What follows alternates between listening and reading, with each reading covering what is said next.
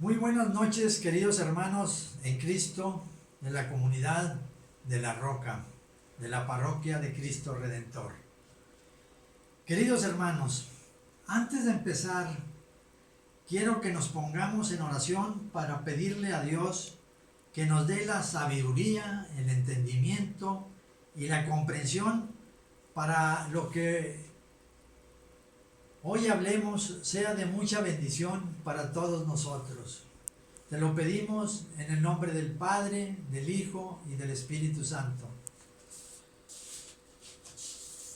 Como cada semana, el hermano Chuy y la hermana Hortensia nos han estado hablando del libro Crecer en las manos del Padre hasta la total plenitud de Dios.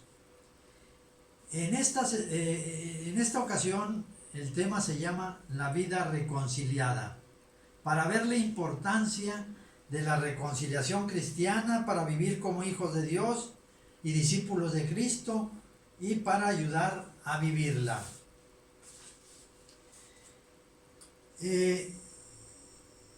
A mí en esta ocasión me tocó hablar sobre qué es la reconciliación. Hermanos, ¿han oído ustedes hablar de la reconciliación? ¿Saben, conocen o más aún han vivido o experimentado una reconciliación? ¿Qué es pues la reconciliación, mis hermanos, desde la perspectiva cristiana?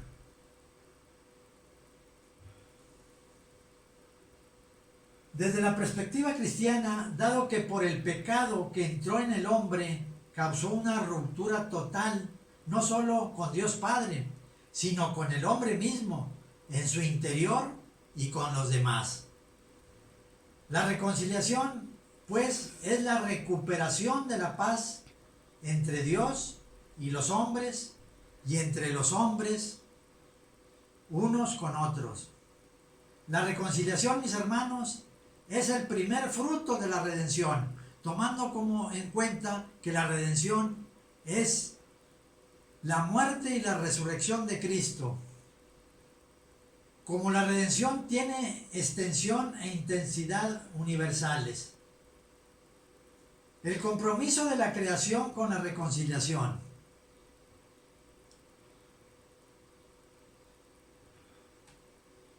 Nos dice San Pablo en Hechos capítulo 3, versículos 19 y 20. Arrepentíos pues y convertíos para que vuestros pecados sean borrados, a fin de que del Señor venga el tiempo de la conciliación y envía al Cristo que os había sido destinado, a Jesús, a quien debe retener el cielo hasta el tiempo de la restauración universal. Es decir, cuando todas las criaturas del Padre se encuentren de nuevo con Cristo, que es el primogénito de entre los muertos.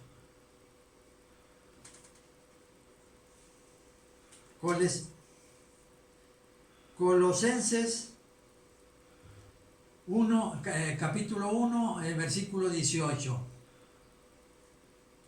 La iglesia reconciliadora. La iglesia está formada por todos los pecadores que han alcanzado misericordia y que están en proceso de ser liberados del pecado. Ella está llamada a ser un mundo reconciliado y a la vez siempre reconciliadora. La iglesia, mis hermanos, es como un sacramento, signo e instrumento de la íntima unión con Dios y de la unidad de todo el género humano. La iglesia, mi hermano, es el lugar que irradia la unión de los hombres con Dios y que les da unidad entre sí. La iglesia es, por lo tanto, presencia de Dios que nos reconcilia consigo en Cristo.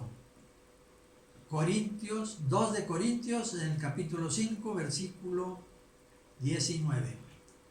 La iglesia realiza su obra de reconciliación por medio de los sacramentos, del bautismo, de la penitencia y de la Eucaristía, la cual es la actualización del sacrificio redentor de Cristo y signo eficaz de la unidad del pueblo de Dios. Al final les voy a leer algo como la reconciliación también es un sacramento. Todo el que entra a la iglesia debe en primer lugar recordar las palabras de Jesús. Mateo capítulo 5, versículos 23 y 24. Si pues al presentar tu ofrenda en el altar te acuerdas entonces que un hermano tuyo tiene algo contra ti, deja tu ofrenda ahí delante del altar y vete primero a reconciliarte con tu hermano y luego vuelve y presentarás tu ofrenda. Enseguida, basado en estas palabras, debe tomar parte activa en la reconciliación para que en todos y en todos sea restablecida la paz, que es la nodriza del amor y la madre de la unidad. La iglesia es el lugar donde se debe dar a conocer los discípulos del Señor. En esto conocerán todo lo que sois discípulos míos, si os tenéis amor los unos a los otros. Deber del cristiano con los demás. Pero el cristiano, ¿qué tiene que hacer?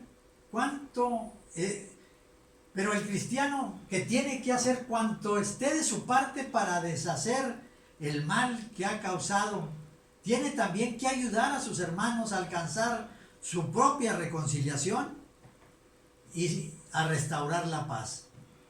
Por eso también tendrá que recordar esta palabra de Jesús: cuando os pongáis de pie para orar, perdonad, si tenéis algo contra alguno, para que también vuestro Padre que está en los cielos os perdone nuestras ofensas. Y como nuestra reconciliación nos viene del sacrificio de Cristo, que murió voluntariamente por nosotros, así también la cruz tiene que ser el mástil principal para la navegación de la iglesia en el mundo, la inspiradora de nuestras relaciones mutuas, para que así sean verdaderamente cristianas. Mi hermano, que todas nuestras relaciones lleven el sello de nuestra renuncia personal. Ello hará que todas nuestras relaciones sean abiertas y mutuamente enriquecedoras. En ella, cada uno podrá desarrollar a plenitud su propia personalidad. Ten presente y nunca olvides que la persona reconciliada plenamente vive en paz con Dios, con su prójimo, con el mundo que lo rodea y consigo mismo. Solo así puede vivir a profundidad. Cuando os pongáis un pie para orar, perdonad si tienes algo contra alguno, para que también vuestro Padre que está en los cielos os perdone nuestras ofensas. Y como nuestra reconciliación nos viene del sacrificio de Cristo, que murió voluntariamente por nosotros, así también la cruz tiene que ser el mástil principal para la navegación de la iglesia en el mundo, la inspiradora de nuestras relaciones mutuas, para que así sean verdaderamente cristianas. Mi hermano, que todas nuestras relaciones lleven el sello de nuestra renuncia personal. Esto hará que todas nuestras relaciones sean abiertas y mutuamente enriquecedoras. En ellas, cada uno podrá desarrollar a plenitud su propia personalidad. Ten presente y nunca olvides que la persona reconciliada plenamente vive en la paz con Dios, con su prójimo, con el mundo que lo rodea y consigo mismo. Solo así puede vivir a profundidad. Pido a Dios que tú logres reconciliarte plenamente contigo mismo, con Dios y con todos los demás, para que puedas vivir hasta la total plenitud de Dios. Queridos hermanos, el tema de dar un testimonio, eso no me corresponde, eso ya lo haría la hermana Hortensia y el hermano Jesús, pero quiero romper un poquito el esquema y quiero dar un testimonio de una anécdota muy personal, pero que está muy relacionada con esto que estamos hablando. Hermanos, yo toda mi vida pensé que yo vivía una vida muy apegada a mi iglesia católica y viviendo de acuerdo con nuestra doctrina cristiana. Sin embargo, ahora, últimamente, ya casi por cumplir mis 79 años, tengo 2 años de que me acerqué al grupo, me acerqué a la iglesia y entré al grupo de ustedes, al grupo La Roca y a la adoración nocturna, también de Cristo Redentor. Y ahí me di cuenta que yo estaba muy equivocado en cuanto me faltaba mucho por desarrollar mi vida para realmente tratar de vivir de acuerdo con nuestra doctrina cristiana.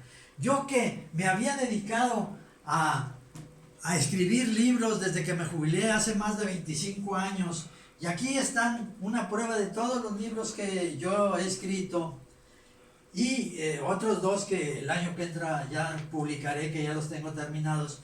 Pero todos los libros que yo escribía estaban de acuerdo con la teoría y metodología de la historia. Todo era muy de acuerdo con el razonamiento, con la cosa ideológica. Pero me faltaba lo más importante, que ahora lo estoy aprendiendo con ustedes. Por eso es importante la vida dentro de la iglesia. Porque unos con otros nos vamos enseñando a vivir como cristianos. Nos vamos transmitiendo todo ese espíritu que necesitamos. No podemos ser cristianos si no vivimos en comunidad, si no tenemos un interés en la comunidad. Y la iglesia es la